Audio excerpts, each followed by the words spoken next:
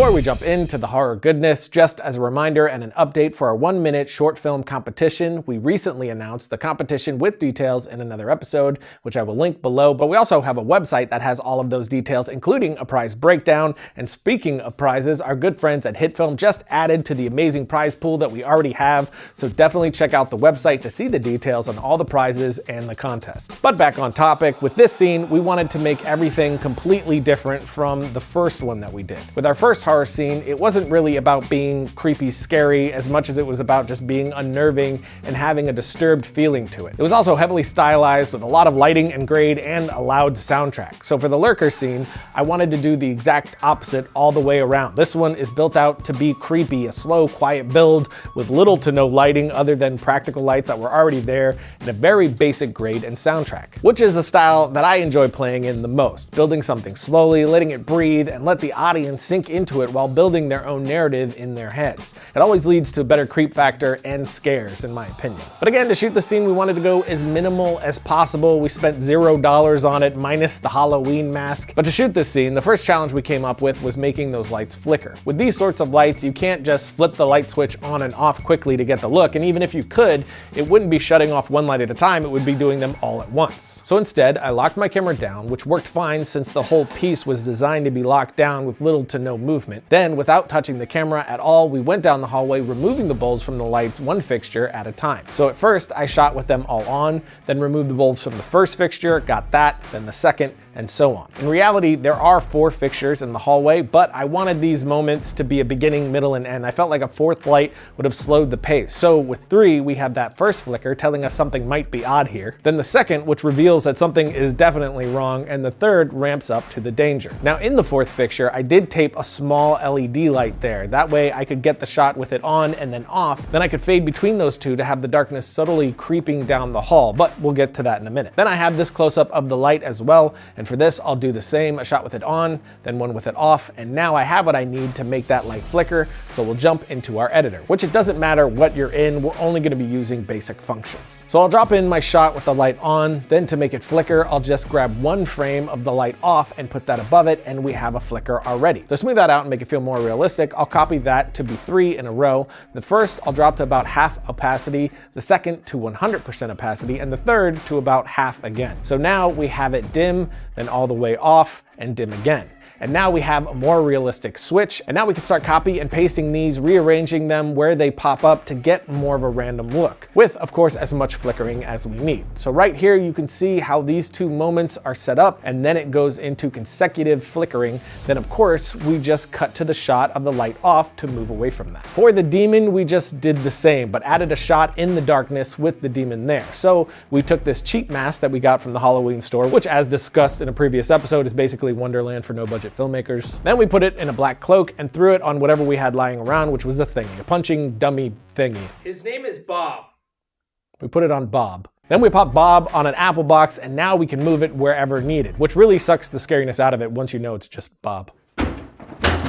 Now to bring him in subtly the first time, I got another shot, this one with the light that we put up in the fixture off, and then we placed our dummy demon. So now I can fade between the first shot that just has the 2 lighting fixtures off, and the second one that has that extra LED and the demon placed, so it looks like the shadows are moving slowly down the hallway as we subtly reveal the creature in the hall as well. And then we have our final reveal, which was handled in the exact same flickering sort of way. And other than that one light that we taped into the fixture, there were no additional lights for this hallway. In fact, with the entire short, the most we had for any shot was 1 light. And the most we did for the lighting as a whole was to black out the windows with some plastic bags that we got from Home Depot, since we were shooting all of this during the day. But jumping into Josh's office, the flickering here was just as simple. This was done in 2 ways. First was the lamp. This was done the easiest and most obvious, with Josh just messing with a plug in the outlet. Boom, flickering light. Then for the light flickering on Josh, since I was using an LED light to get our look, which was the only light I used in the office, just 1 light for everything in here, but we couldn't make it flicker and we didn't have time to rig anything, so instead I just left it as is. And then in post, I dropped on an adjustment layer, made it 1 frame, then added Lumetri to bring down the exposure, and after that I treated it the same way that I did with the light shutting off in the hallway, and we have our flickering. Finally, we have this shot here. The idea is that the light coming off of the screen on the character's phone is what's illuminating their face. But of course, the light on the phone isn't nearly bright enough, so we took a small LED light, this Luxley Cello, and put it behind Josh's phone so we could set the color and illumination to what we wanted. So the effect that we get is that his face is illuminated by his phone's screen, and it keeps it all very simple and organic, which I think boosts the scare.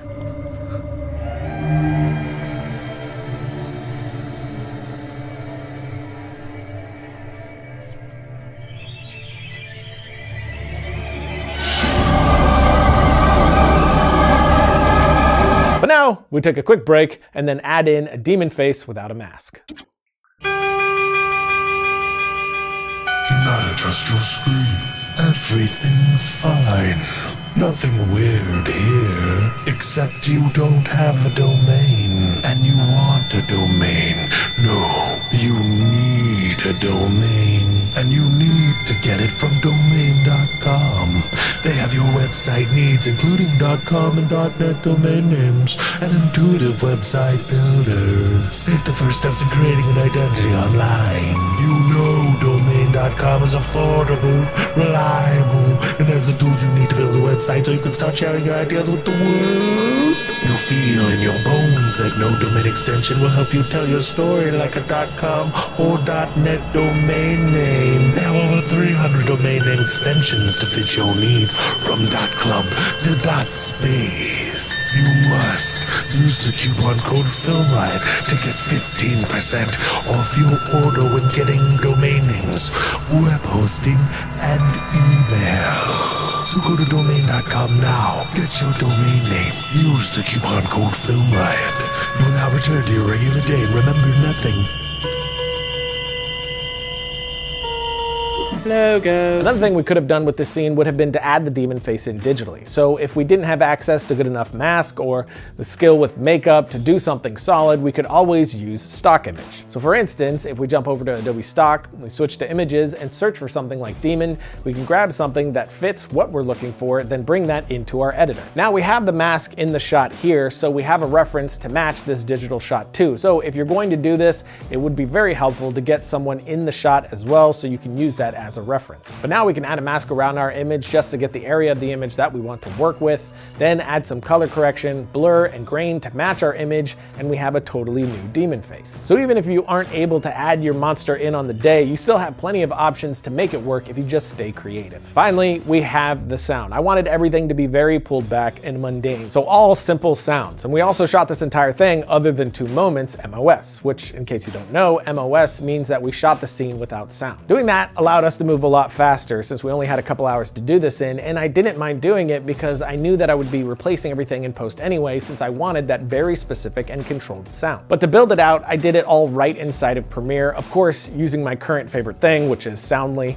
I did a whole episode on that app, which you could find below. It's insane how useful that thing is. But I started building out the ambience track, which I have 2 tracks here for that. The first one is just some room noise, some airy air conditioner type sound. Then on top of that, I added this slightly off-putting sort of drone sound. I let this play subtly throughout, starting from the very beginning, then I slowly faded the volume up as things got creepy. So hopefully in the end, you're really starting to feel that vibe and it enhances everything. After that, it was just about dropping in the obvious sounds, which again is super easy inside of Soundly. I'm just typing in what I'm looking for, then dragging that right into my timeline to work with it. And no, Soundly isn't sponsoring this episode, and I don't get paid to say this. It's just that much of an asset while editing.